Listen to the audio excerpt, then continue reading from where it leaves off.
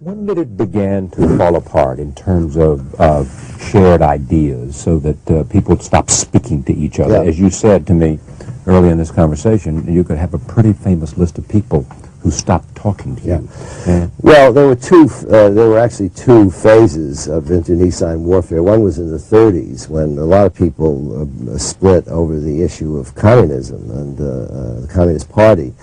A lot of the people I'm talking about, there's the older generation, the generation 10 or more years older than I am, had either briefly been communists or been in the orbit, been fellow travelers, and then broke around the 36 when the Moscow trials erupted, or the later on the Nazi-Soviet pact. Anyway, there was a lot of internecine warfare over the break with the Communist Party.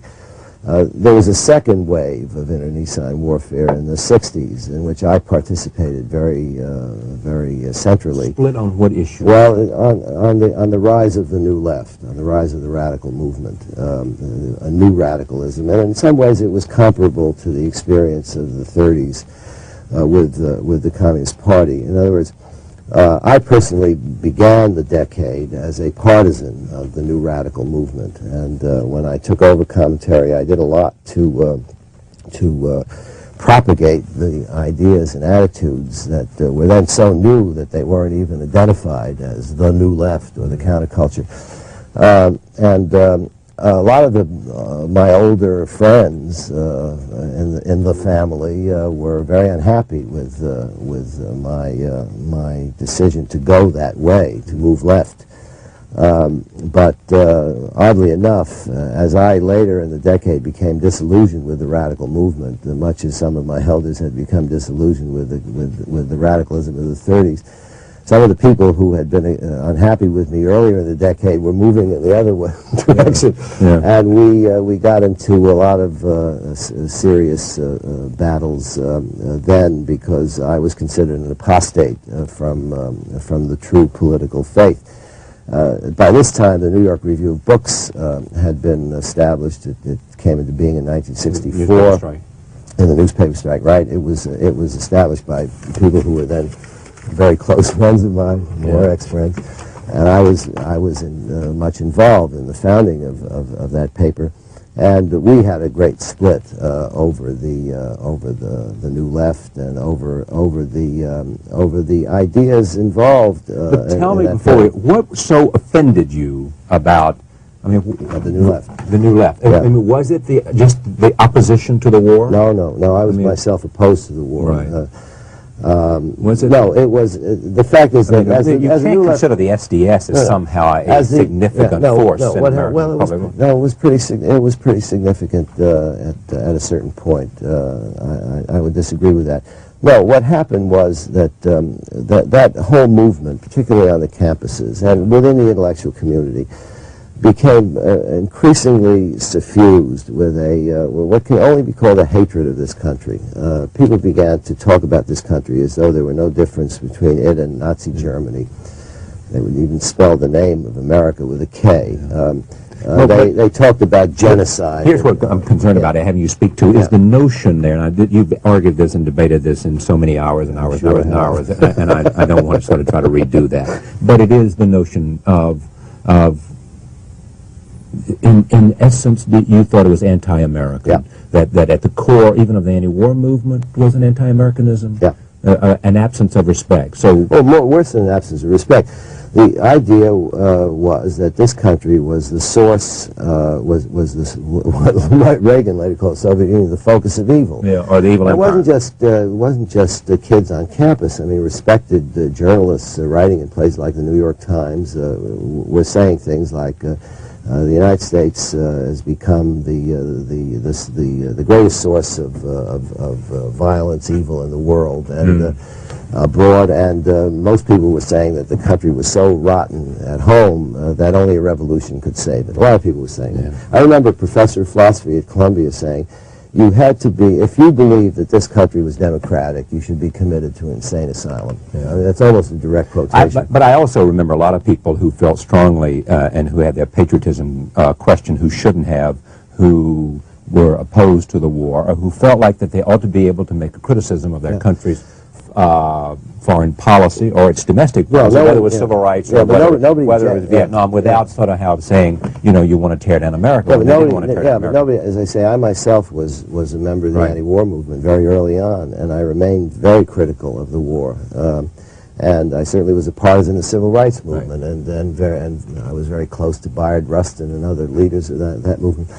So the issue wasn't criticizing, and there was always very often a disingenuous effort to confuse criticism with hostility and hatred. I got not much time. I want to make Okay. these points. Good. You wrote Making It 1968. Yeah, it was published in 68. I wrote it in This was a mid-60s. book in which you said, yes, I'm an intellectual, yes, I want to be published, yes, I like attention, yes, I have all the same personal, emotional forces. Yeah, I said that was the dirty little secret Yeah. of American intellectuals, that they wanted success as much as anybody else, worldly success. Yeah. Yeah, and, Materialism and the rest, as well as recognition. Nobody liked that very All much. right, second book, Breaking Ranks, got a lot of attention, too. Yeah. Yeah. That was 10 years later. And that was a political memoir, and tried to tell the story, which we've touched on in this conversation, of my break, Right. my break with the left, and my political evolution, which also tried to extend into a kind of political cultural history of the country. Let me ask you this. What do you regret the most? Whose friendship do you miss the most? What caused you the most pain? Well, what friendships do I miss the most? I had a lot of very amusing and good friends. I mean, among them, people, I mentioned Norman Mailer already. I always regretted losing the friendship of Lillian Hellman, with whom I once had a lot of fun, although we even then disagreed violently about many political things. I've always regretted, not so much, I could go on naming individuals. Old friend of mine named Jason Epstein, famous publisher. We go back to college, and we once had a lot of fun together.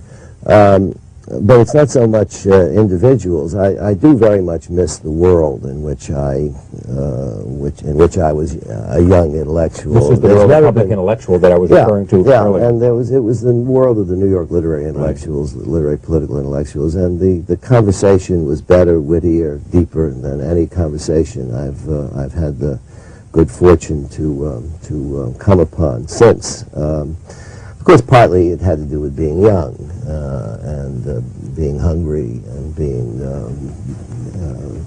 endlessly curious and being introduced to a world that one had looked at in a kind of starstruck spirit from afar.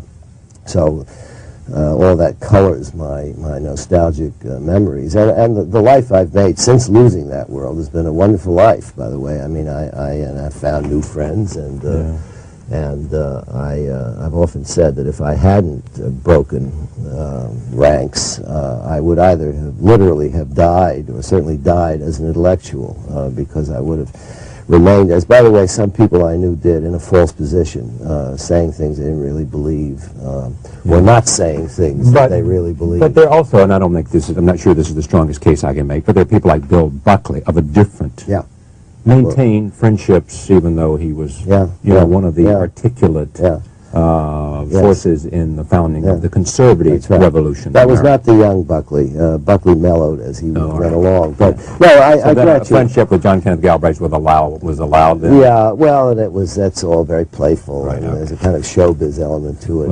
And in our case, I have to say that for people who take ideas very, very seriously, as we all did, it was not easy when you, after being more or less in agreement, it was not easy to maintain the kind of cordial intimacy that you had when you disagreed about the things that were most important to you. So because you either had to avoid talking about what was most important to you, which is unpleasant, or you had to fight all the time, which is even more unpleasant. So you drifted apart, because it was just too difficult to maintain those relations and have a good time. I appreciate you coming by. Pleasure to have you on this broadcast. Appreciate you having me. Thank you Thank very you. much. Norman Podhoretz, editor of Commentary.